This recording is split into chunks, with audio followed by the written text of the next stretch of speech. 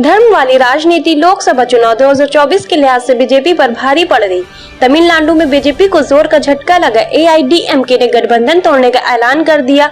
तमिलनाडु जिसमें 39 लोकसभा सीटें आती यानी लोकसभा चुनाव के लिहाज से एक बहुत बड़ा राज्य है, वहां बीजेपी को उम्मीद थी कि एआईडीएमके के साथ अब की बार अच्छी खासी सीटें आ सकती है, लेकिन एआईडीएमके ने बीजेपी के साथ नाता तोड़ने का ऐलान कर दिया क्योंकि बीजेपी के प्रदेश अध्यक्ष के अन्नामलाई बयान बहादुर बन गए और अपने ही सहयोगियों की आलोचना करने लगे। एआईडीएमके के साथ ही खेल करने की कोशिश की गई, जो कि कई दलों के साथ भाजपा ने पहले भी किया। इसे दोहराने की कोशिश की गई तो एआईडीएमके ने आपात बैठक बुलाई और बीजेपी के साथ नाता तोड़ने का ऐलान कर दिया और कहा कि विधानसभा और लोकसभा चुनाव हम अकेले दम पर लड़ेंगे।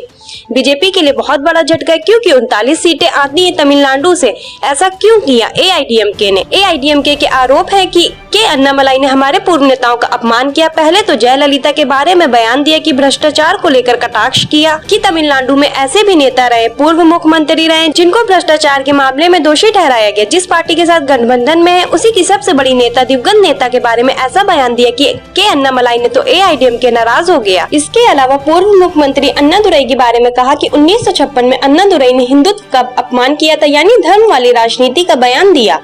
तो एआईडीएमके इससे भी नाराज हो गया और कहा कि माफी मांगनी पड़ेगी के अन्नामलाई और बीजेपी को प्रदेश अध्यक्ष की कुर्सी से हटाना पड़ेगा। लेकिन बीजेपी ने अपने प्रदेश अध्यक्ष को बैक किया तो एआईडीएमके ने मीटिंग बुला ली और बीजेपी से गठबंधन तोड़ने का ऐलान कर दिया। इसके अलावा एआईडीएमके ने और आरोप लगाया कि हमारे ही नेताओं को बीजेपी में शामिल करा रहे हैं बीजेपी वाले, यानी गठबंधन में जो सहयोगी उन्हीं के नेताओं को अपनी पार्टी में ले रहे हैं, पार्टी को नुकसान पहुँचा रहे हैं। और ये एआईडीएमके पहला दल नहीं जिसके साथ बीजेपी ने ऐसा किया। आपने देखा होगा कि बिहार चुनाव में जिस तरह जेडीयू के साथ बीजेपी ने खेल किया।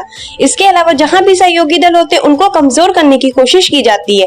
महाराष्ट्र में शिवसेना के कंधे पर बीजेपी मजबूत हुई और उसके बाद शिवसेना को ही आंखें दिखा दी और इसके बाद शिवसेना इसी बात से नाराज हुई कि हमारे सहारे ही महाराष्ट्र में अपने आप को खड़ा किया और उसके बाद हमें ही किनारे कर दिया गया, हमारे साथ ही खेल कर दिया बीजेपी ने। तो जेडीयू, शिवसेना हो या और भी कोई दल हो जिसके साथ बीजेपी ने ऐसा खेल किया है। और एनडीए के लिए एआईडीएमके का अलग होना बहुत बड़ा झटका है क्योंकि एनडीए कहने को बहुत बड़ा गठबंधन रह गया। जब इंडिया गठबंधन बना तो उसके बाद एक मीटिंग की गई और उसमें बहुत छोटे छोटे दल बाकी रह गए जो मुख्य दल थे एनडीए के। अगर उनकी बातें करें तो जैसे जेडीयू था, शिवसेना थी, शिरोमणि अकाली दल था, ये सब पहले ही बीजेपी से अलग हो चुके हैं और इन सब का आरोप है कि बीजेपी ने हमारे साथ खेल किया। और अब एआईडीएमके ने भी यही आरोप लगाते हुए बीजेपी से नाता तोड़ दिया। एआईडीएमके को ये भी लगने लगा था कि बीजेपी हमारे लिए बोझ बन गई है, हो सकता है लोकसभा चुनाव में सीटें ज्यादा मांगे, जबकि बीजेपी का ऐसा कोई जन आधार नहीं है तमिलनाडु में। तो इसलिए एआईडीएमके ने बीजेपी से किनारा कर लिया। गठबंधन तोड़ने का ऐलान करते हुए एआईडीएमके ने बीजेपी पर जो आरोप लगाए हैं कि बीजेपी सहयोगी दल होने के बावजूद हमें धोखा दे रही। आप इस तरह की राजनीति को लेकर क्या सोचते हैं? और लोकसभा चुनाव 2024 के लिहाज से क्या ये बीजेपी के लिए बहुत बड़ा झटका है? आप एआईडीएमके के इस तरह बीजेपी के धोखा देने के आरोप पर क्या सोचते हैं? अपनी राय हमें कमेंट सेक्शन में जरूर दें।